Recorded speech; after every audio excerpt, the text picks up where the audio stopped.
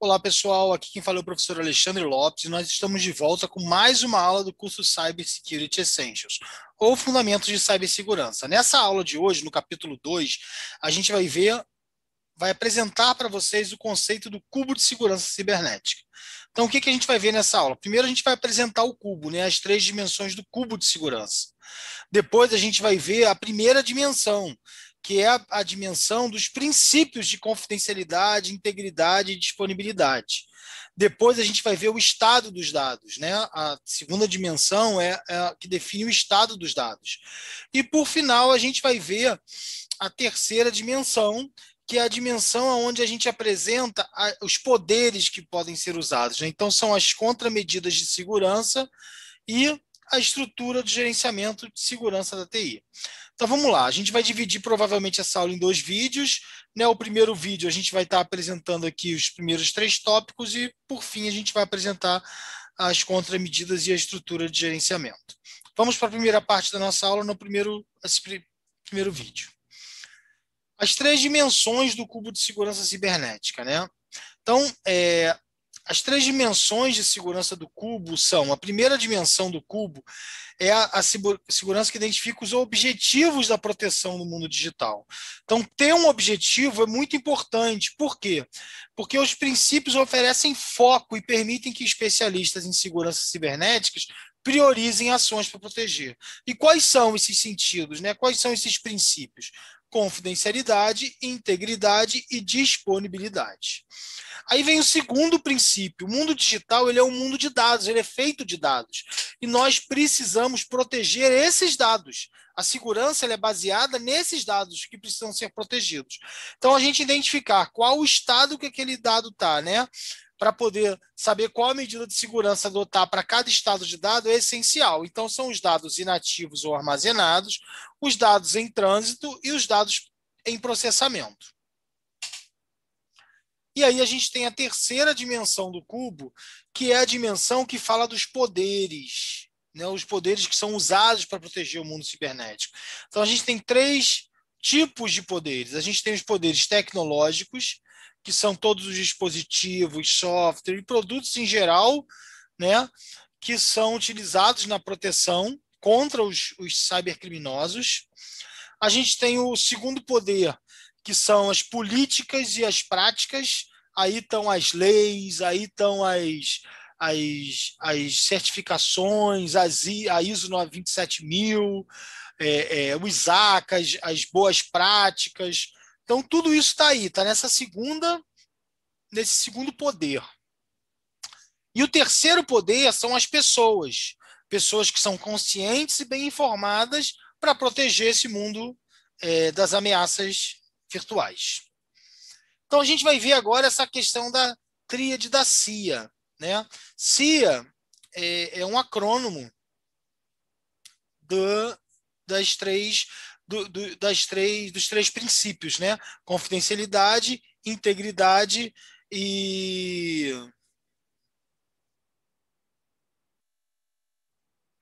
disponibilidade, né? Então, a gente tem aí então, tríade, né? O segundo poder, a gente vai ver agora mais a fundo a primeira dimensão, que é a primeira dimensão onde a gente fala tríade da CIA, é porque CIA é a abreviação, né, de confidencialidade, integridade e disponibilidade. Como é do inglês, disponibilidade vem de avaliability, né, que é a disponibilidade ali. Tá? Então vamos lá, confidencialidade. A gente vai ver cada um dos três princípios: confidencialidade, disponibilidade e integridade. Vamos ao primeiro princípio, que é a confidencialidade. Confidencialidade tem a ver com a divulgação das informações, né? Ela impede a divulgação das informações para as pessoas, recursos ou processos não autorizados. Então é saber quem pode saber sobre o quê. É ter ali uma governança que me diz quem pode saber, quem tem autorização para ler cada tipo de dado, né? As organizações precisam treinar seus funcionários sobre as melhores práticas de proteção. Outra coisa importante aqui é isso aqui, ó. Um outro termo para confidencialidade é privacidade. Então a gente pode encontrar também esse termo privacidade, né? Os métodos usados para garantir confidencialidades incluem criptografia, autenticação, controle de acesso, né? As empresas coletam um grande volume de dados e boa parte deles são confidenciais, né? Esses dados, desculpa, não são confidenciais, né? Esses dados, eles são dados que são abertos, são públicos. Então, é um nome, é um telefone, né? São dados que estão disponíveis. E a gente tem os dados que são confidenciais, né? Por exemplo, uma conta de banco, uma senha, isso são dados confidenciais. Então, a gente tem os dados não confidenciais e os dados confidenciais. Isso tem que ser medido aí, tem que saber exatamente qual dado é confidencial, qual não é, né? É, uma das formas de proteção e a forma mais assertiva de proteção é através de de um esquema de proteção de acesso, por exemplo, que impede o acesso não autorizado. É muito comum hoje usar esse conceito de AAA, né? O AAA, que esse AAA significa autenticação, autorização e accounting, né? Authentication, authorization e accounting. A autenticação verifica que a pessoa verifica a identidade da pessoa. Então, login e senha, por exemplo, faz parte dessa dimensão de autenticação, né?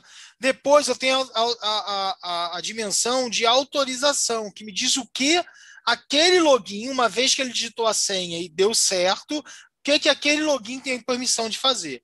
E o account é acompanhar isso, nada mais, nada menos do que acompanhar. É ter log ali, ter gente observando, ver se ele está fazendo o que é para ele fazer. Uma analogia para esse AAA, para esse conceito de AAA, é o cartão de crédito. Quando você vai passar um cartão de crédito, a primeira coisa que acontece é a autenticação. Por quê? Porque você passa o cartão na máquina e você precisa digitar uma senha. Essa senha garante que o dono do cartão é que está usando o cartão. Então, garante que você é você. Depois vem a autorização. O que é a autorização? É o cartão checar se você tem limite para fazer aquela operação que você está querendo fazer. Então você tem lá R$ 1.500 de limite disponível, você quer fazer uma compra de R$ 1.000, ele autoriza. Agora, se você tem R$ 1.500 para fazer uma compra e sua compra é de R$ 2.000, ele não vai autorizar. Ele vai dizer que aquilo está além da sua autorização, né? E por final, o accounting, que nada mais é do que a boleto, fatura do cartão que você recebe ou que você vê de forma digital, às vezes até instantânea, né? Hoje eu faço uma compra no meu cartão de manhã, na hora do almoço eu vou lá, sento na hora que eu estou almoçando, checo as minhas compras do cartão de crédito já aparecem ali. Então é um accounting, eu fico acompanhando, eu consigo acompanhar se o que eu estou fazendo está sendo registrado. Tá? Então, é uma analogia, a gente faz a mesma coisa com redes, com meus dados, com a segurança cibernética. Né? Eu faço a authentication, authorization e accounting. Tá? Uma outra coisa é que as pessoas costumam confundir confidencialidade e privacidade. A gente disse que confidencialidade é igual a privacidade, mas nem sempre elas são a mesma coisa.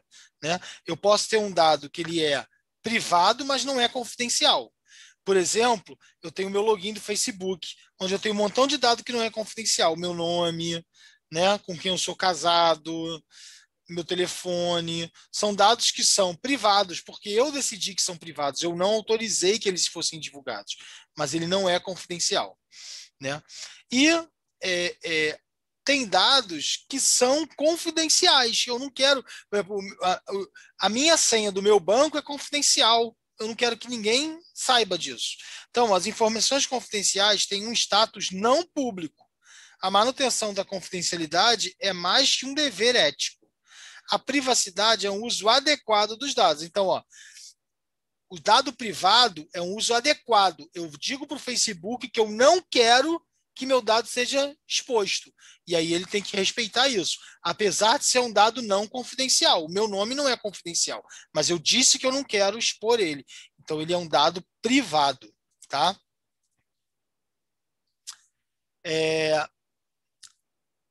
O segundo princípio é o princípio da integridade. Né? A integridade, ele é um princípio, deixa eu passar minha câmera para cima um pouquinho aqui, ó. A integridade é a precisão, é a consistência e a confiabilidade dos dados. em seu ciclo de vida. Então, eu tenho que garantir que os dados estão chegando na qualidade certa. Aqui, ó, integridade é qualidade, tá? Ou seja, o dado que sai da origem tem que estar chegando no destino da mesma forma. Isso é qualidade de entrega, né?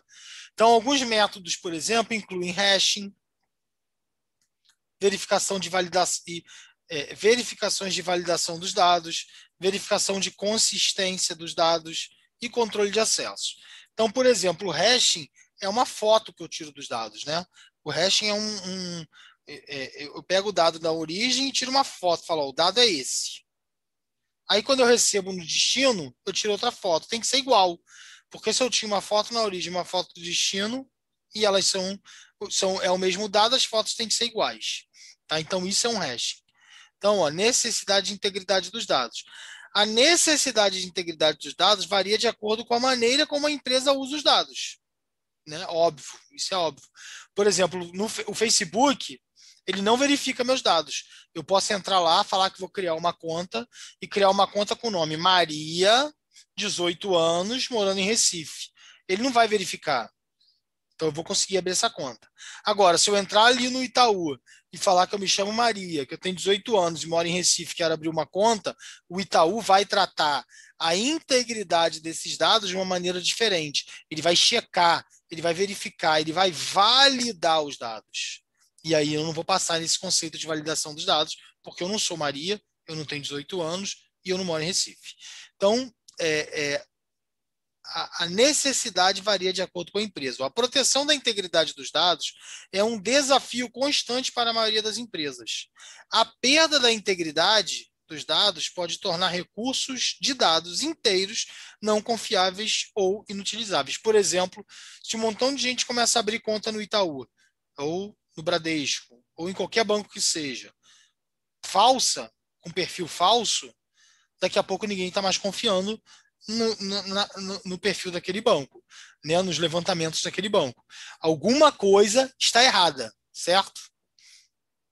Então, isso realmente precisa ter uma atenção especial da equipe de segurança.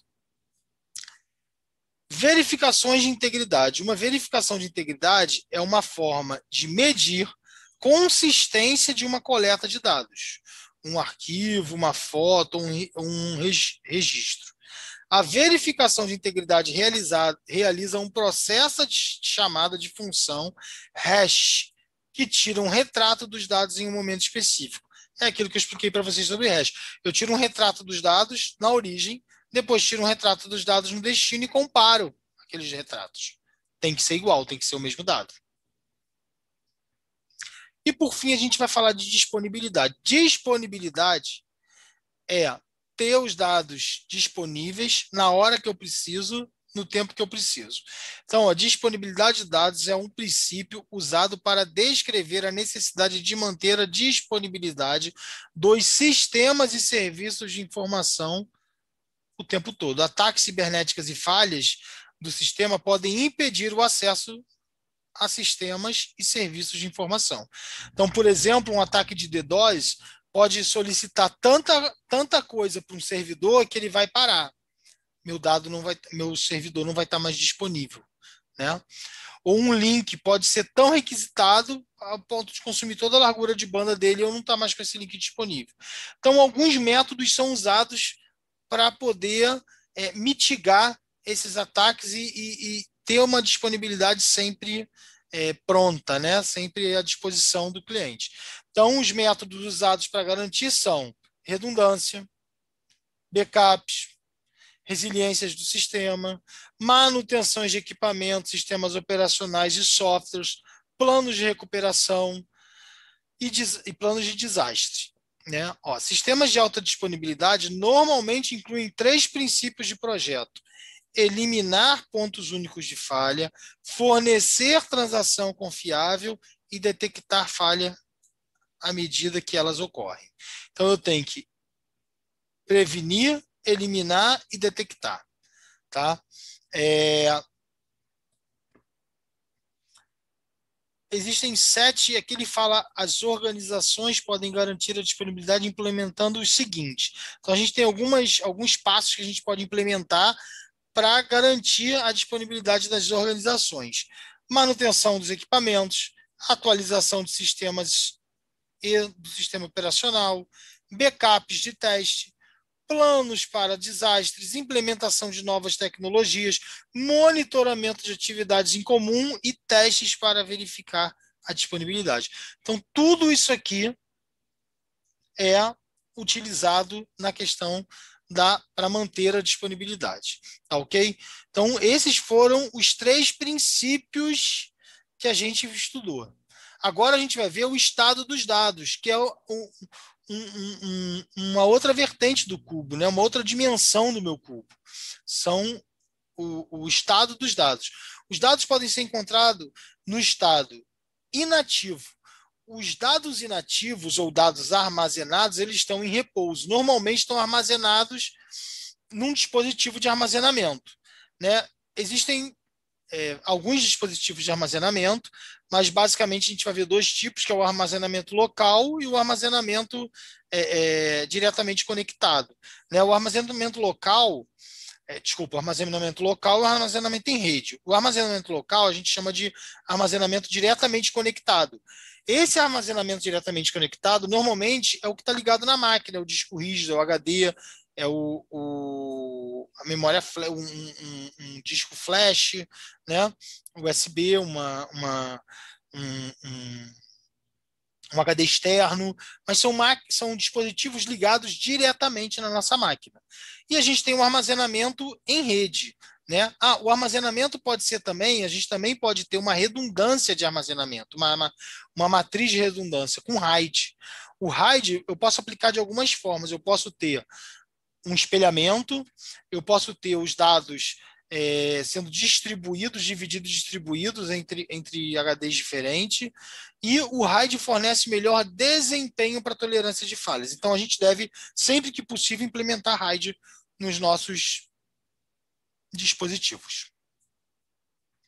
Um dispositivo de armazenamento em rede, a gente pode chamar de NAS, é um dispositivo de armazenamento conectado a uma rede que permite o armazenamento e a recuperação dos dados em um local centralizado por usuários de redes autorizados.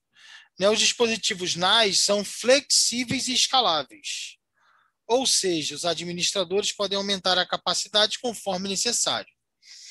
E uma arquitetura voltada para armazenamento em rede é uma arquitetura que a gente chama de SAN. Né? SAN é Storage Area Network. Então, o SAN é um sistema que prepara a rede, prepara uma parte da rede que vai ser só para armazenamento. Né? Então, o sistema de SAN concentra-se a rede conectam-se à rede usando interfaces de alta disponibilidade, que permitem desempenho melhorado e a habilidade de conectar vários servidores em um mesmo repositório. Na verdade, existem até switches para data center específicos para SAN. Tá? A Cisco tem uma linha só para SAN. Então, essa questão dos dados inativos tem bastante coisa aí para a gente fazer e bastante coisa para a gente ver. Mas lembrando que esse curso ele é um curso básico de fundamentos, então a gente só está conhecendo os fundamentos. Né? Depois a gente tem os dados em trânsito. Os dados em trânsitos, a gente tem basicamente 3 tipos aí de trânsito que a gente vai ver. Né? A gente tem o trânsito, que é o SnackerNet, que é nada mais nada menos que mover os dados fisicamente. Um HD, um disco rígido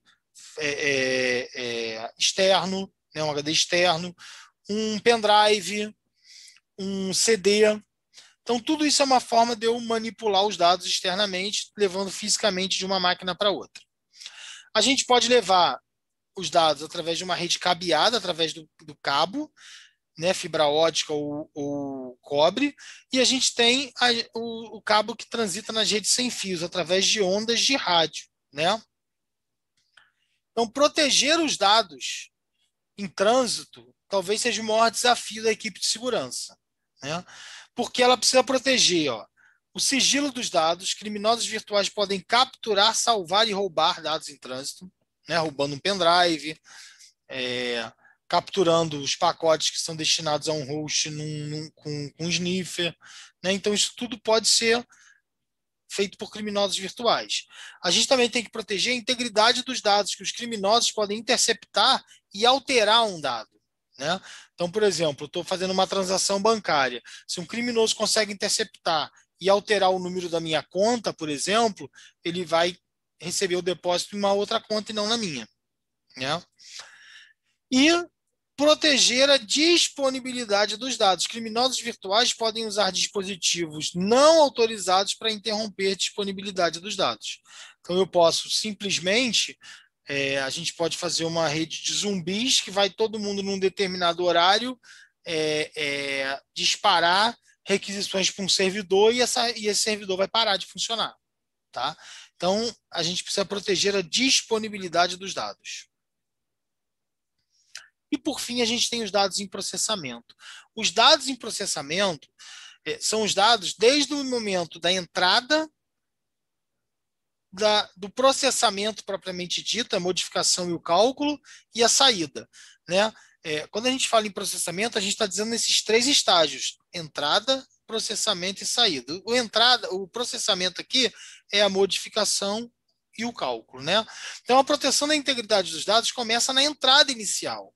As empresas têm várias formas que elas usam para coletar dados. Né? Pode ser de maneira manual, pode ser de maneira digital, pode ser através de um formulário, pode ser carregando arquivos e dados coletados através de sensores, de IoT, através de um servidor. Então, assim, existem N formas de uma empresa coletar dados. Né? E cada um desses métodos impõe possíveis ameaças à integridade dos dados. Então, conhecendo os métodos de entrada, a gente vai conseguir proteger bem os nossos dados. Né? E aí a gente tem a modificação dos dados, que refere-se a qualquer mudança nos dados originais. Então, como a modificação manual dos dados pelos usuários, processamento de programas de alteração de dados, além de falhas em equipamentos, que podem resultar em alteração. Quando a gente fala em processamento, em processos, né, a gente está falando muitas vezes em codificação e decodificação, em compactação e decompactação, em encriptar e desencriptar, decriptar. Né? Tudo isso a gente fala também que tem a ver com a modificação dos dados. E código malicioso, ou seja, um malware, um vírus, um cavalo de Troia, que altere os meus dados, também podem ser considerados modificação dos dados. E eles resultam em corrupção de dados. Tá? Então, essa seria a nossa segunda dimensão, né, do cubo de segurança. A primeira dimensão são os princípios, né, confidencialidade, integridade, disponibilidade, e a gente tem a segunda dimensão, que são a dimensão dos dados. E a gente vai voltar daqui a pouco na segunda parte da nossa aula, no segundo vídeo, onde a gente vai ver a terceira dimensão, que são os poderes. Tá bom? Então, daqui a pouco a gente está de volta com a segunda parte da nossa aula.